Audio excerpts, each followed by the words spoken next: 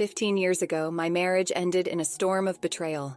My then-husband, Alan, had an affair with a childhood friend, Grace. The pain of it all nearly drove me to quit my job.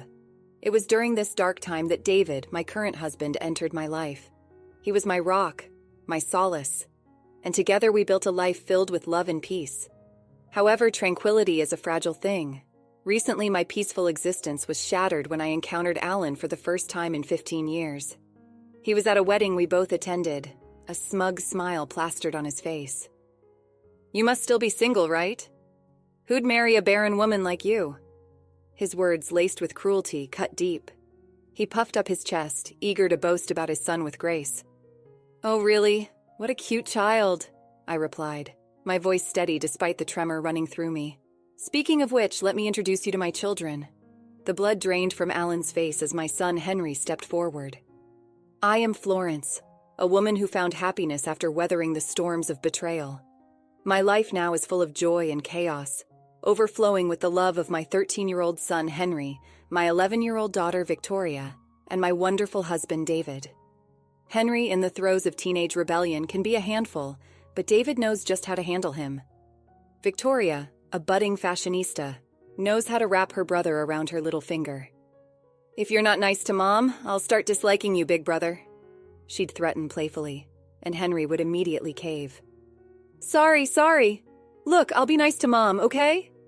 He's a good boy at heart, a charmer who brings laughter to our home. But beneath this happy facade lies a past marked by pain. My first marriage to Alan crumbled under the weight of his infidelity. We met at university, where he was my senior. Our relationship was blessed by friends and family, and we both dreamed of a future filled with children. "I want a child soon," I'd say, and he'd reply, "It would be nice to have matching outfits when we have kids." We were both so excited to start a family. However, a year passed, then another, and still no baby came. Each month, the arrival of my period brought a fresh wave of disappointment and tension. We went through countless tests and treatments, but the doctors found nothing wrong. Initially, Alan was supportive, but as time went on, his patience wore thin. "Oh, when will I ever become a father?" he'd say, his voice dripping with sarcasm. He started blaming me, implying that I was the reason we couldn't conceive. He stopped helping around the house, leaving all the chores to me. "Why did you suddenly stop helping with the housework? You used to do it before," I asked him one day. "Because you're infertile," he spat. "If you don't do the housework, you're not fulfilling your role as a woman, making our marriage pointless." His words became increasingly cruel. "My sister and her husband are already expecting their second child, isn't that great? They're on their second, and we haven't even had our first yet." He glared at me, his eyes filled with scorn. "If you had a normal body, I would have been a father long ago." "How can you say I'm not normal when we don't even know the cause?" I cried. "It's always the woman's fault for infertility, don't you know that?" he retorted. "If I had known you were infertile, I would have never married you. You should feel a bit guilty." His words pierced my heart like shards of glass. The pressure from my in-laws added to my misery. "We can't wait to see a grandchild," they'd say, their voices filled with expectation.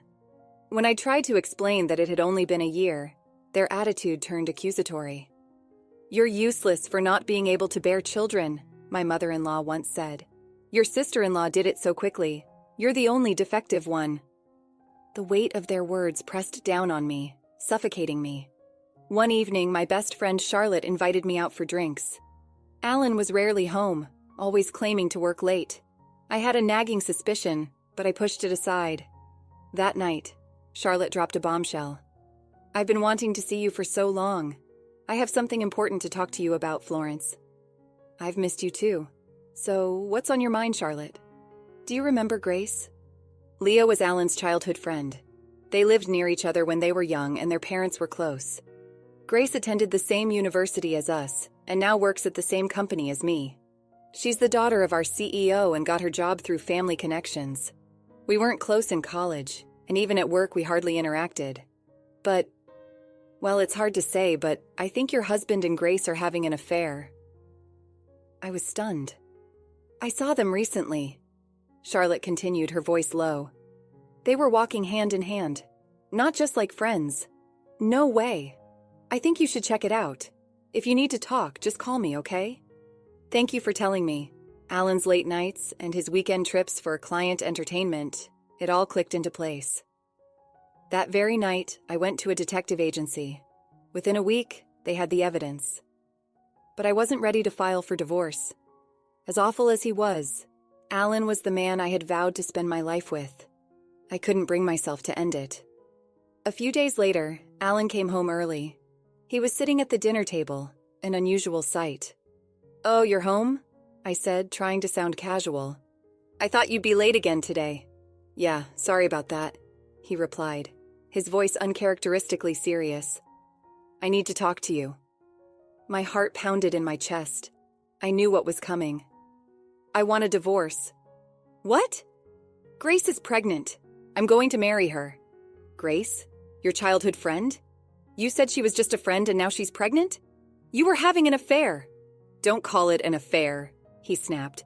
"Makes me sound like a jerk. Can't help it, right? Grace can get pregnant. She's beautiful, and there's no reason for me to choose you over her." His shamelessness took my breath away. He didn't even have the decency to feel guilty. "My mom has been nagging me to divorce you," he continued, smirking. "She says Grace is prettier, kinder, and can bear children. She always liked her better. This will make her happy." Tears welled up in my eyes.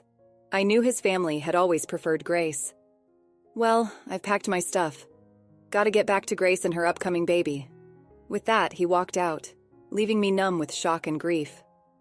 A few days later, a one-sided divorce paper arrived. Tucked inside was a note written in a woman's handwriting. "Please divorce my husband soon." I stared at the note, a wave of anger washing over me. "It was you who took my husband away." I wanted to scream. I refused to be blamed for this. I took the evidence from the detective agency and filed for divorce mediation. A few days later, my phone rang. The voice on the other end was shrill, filled with rage. "What do you think you're doing? Why did you start a lawsuit?" It was Grace. "Well, it's only natural, isn't it? I know all about your inappropriate behavior. It's only right that I demand compensation." "Compensation? I'm pregnant. How can you be so cruel at a time when I need money for the baby?" "Who's being cruel here? You're the one who got involved with a married man. You're the infertile one, you horrible woman." Her words stung, but I refused to back down. "Anyway, I plan to discuss the divorce, including compensation, in an official setting. Let's talk about it then." I hung up the phone, my hand trembling. During the mediation, the evidence of Alan and Grace's affair was undeniable. Alan tried to use my supposed infertility against me, but the court dismissed his claims. There was no conclusive evidence that I was infertile, especially after only a year of marriage. I received a lump sum payment of $220,000 in alimony from Alan and $110,000 from Grace. I didn't want any further financial ties to them, and with that, our divorce was finalized. But the ordeal didn't end there. The affair became a hot topic among our university friends. Rumors spread that I had hidden my infertility from Alan. Some even sympathized with him and Grace. At work, things were even worse. Grace, the CEO's daughter, played the victim. "Florence is such a horrible person, demanding alimony when I'm about to have a baby," she sobbed to anyone who would listen. She even hid her infertility. My bosses, afraid of offending Grace, turned against me. No matter how hard I worked, I was sidelined, my projects taken away. Eventually, I was pushed to the point of resigning, but as one door closed, another opened. I was headhunted by another company. "We need someone as diligent and capable as you," they said. This new company was a breath of fresh air. My boss treated me with respect, and there was no trace of favoritism or nepotism. I found myself drawn to this wonderful man, and as fate would have it, he became my husband. David was my pillar of strength during those dark days after my separation from Alan. Over dinners, we shared our stories, our dreams, and our fears. Our connection deepened, and soon our relationship blossomed into love. When David proposed, I was overjoyed, but the shadow of my past lingered. I confessed my fear of infertility. David looked at me with such love and sincerity in his eyes. "Of course, I'd be happy if we have children in the future," he said. "But the most important thing is that I love you, Florence. You mean everything to me. So even if we can't have children, I'll always be by your side." He pulled me into a warm embrace, and I knew I had found my soulmate. Shortly after our marriage, we welcomed our son Henry into the world, and a few years later, our daughter Victoria was born. Perhaps my inability to conceive with Alan was a matter of timing or compatibility. Whatever the reason, I was blessed with 2 beautiful children with David. Parenting is challenging, but we are incredibly happy. Then came that fateful day at the wedding. The wedding was in full swing, with guests mingling and exchanging greetings. I excused myself to use the restroom, and that's when I saw him. Alan. My breath caught in my throat. What is he doing here? Then I remembered. The bride and groom were our university friends. It was inevitable that he'd be here. I tried to slip past unnoticed, but his voice boomed across the room. Hey! He had spotted me. Well, look who it is. Haven't seen you in a while. You've gained weight, ha ha ha. Alan, clearly intoxicated, was loud and obnoxious. You haven't changed a bit, I thought, still as sarcastic as ever. He called his family over. Grace, as beautiful as ever, joined him, their son trailing behind. Oh my, long time no see, Grace said, her voice dripping with faux sweetness. Have you put on weight? Stress eating, maybe? Ha ha ha ha. We've been through a lot, ha ha ha. You're still infertile, right? No one would want you now, ha ha ha ha. Their cruel laughter stung, leaving me speechless. I noticed their son, a handsome boy, looking down, his cheeks flushed with embarrassment. He seemed uncomfortable with his parents' behavior and their need to belittle me. He must be a kind child, I thought. Just as I was about to leave, Alan grabbed my arm. You divorced me because of infertility, and yet you still had the gall to take money from us? He was still holding a grudge after all these years. If anyone should hold a grudge, it's me, I retorted. Grace chimed in. Yeah, you're infertile and single. Why do you need money? Families like us with children need more. Give us back double the money you took. Their selfishness was astounding. Just then, their son spoke up, his voice quiet but firm. Single means unmarried, right? But she's wearing a wedding ring on her left hand. Alan and Grace stared at my left hand, their faces contorted in disbelief. You're married! They shrieked in unison. I felt a blush creep up my neck as the other guests turned to stare. Suddenly, a familiar voice cut through the tension. Auntie and Uncle, you shouldn't be so loud at a celebration like this. It's bothering other people. Maybe you should be more considerate. It was Henry. Victoria, worried about my prolonged absence, had followed him. She always spoke her mind, but it was rare for Henry to be so assertive. Mommy, you're late, Victoria said, her voice laced with concern. Mom, you have kids? Yes, I do, I replied, my voice trembling slightly. Let me introduce them. This is my son, Henry, and my daughter, Victoria. Alan was stunned. Grace stared at Henry, her eyes wide with disbelief. Then, in a hushed, horrified tone, they started questioning Henry's attire. Yes, he came straight from school with my husband, so he's still in his uniform, I explained. Not that... I mean that uniform. It's from that famous private middle school. Oh yes. Henry worked hard and wanted to try for it, so we let him take the exam. He passed and has been attending that private middle school since this year. Henry excelled in his studies and was attending a prestigious school in the area. No way, that can't be your son, of all people, Grace exclaimed. My daughter too. Next year she plans to take the same school's exam, I added. Yeah, and you know Henry is amazing. He won a violin contest. Violin? I thought I recognized this boy. He was on TV recently. You saw that? Yes, he's been getting quite a bit of media attention lately. He was coming back from violin practice today. Grace and Alan were speechless, their faces a mixture of shock and envy. You were supposed to be infertile. How could you have children like this? Alan sputtered. You both seem happy, and that's great. As you can see, I'm filled with happiness too. Please, let's not involve each other anymore. We have no relation to each other now. I turned to leave, my children flanking me protectively. Just then, David arrived. Hey, what's going on? The main event is about to restart. Alan's face paled. Mr. Lopez, the president. Grace also turned pale, recognizing my husband. Is your husband by any chance the young Mr. Lopez who became the president last year? David, My husband was the president of the parent company of Grace's father's firm. During my job search, I had been approached by the parent company and made the switch. It was there that I met David, who was already a rising star in the company. Last year, he was appointed president, recommended by the previous president. Ah, I'm Lopez. What's with this atmosphere? What happened? David asked, sensing the tension. Henry spoke up. I heard these people calling Mom infertile and fat, so Victoria and I came to help her out. You heard that, huh? David's expression hardened. I heard rumors, but I didn't expect such a lack of decency. Alan started making excuses. No, I mean, Mr. Lopez, the president. There's no way I would speak ill of the wife of President Lopez, right? Grace, why are you grinning at this woman's husband? Alan hissed. I was the one who suffered because of her, getting in trouble with my father for having my money taken. I'll never forgive her. Grace, think before you speak, Alan snapped. If he dislikes us, our subcontracting company is finished. As Alan groveled and Grace protested, their argument escalated, drawing stares from the surrounding guests. Their son, who had been silent until now, cried out, Let's stop this already. I've been listening and it's terrible how Mom and Dad are talking about this lady. Calling her fat, infertile, and ridiculing her, and then demanding money back.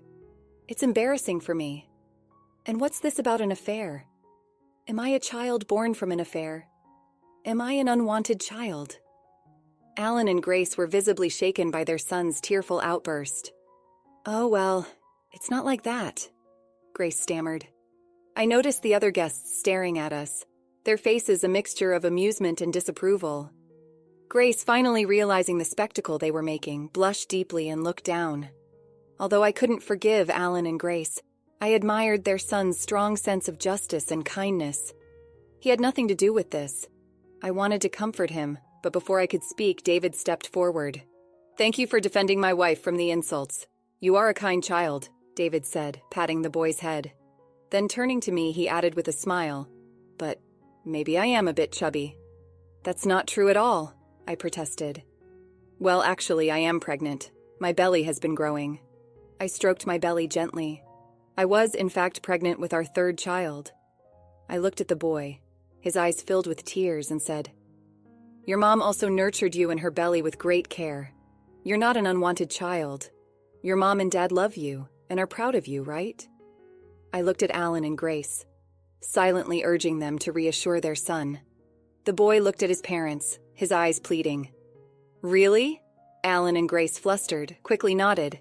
Yes, you're our pride. Yeah, you're very important to us.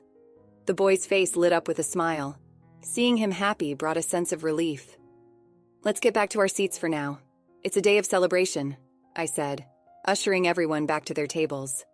The wedding continued, and as we were leaving for the station, Grace and Alan approached us, their son holding their hands.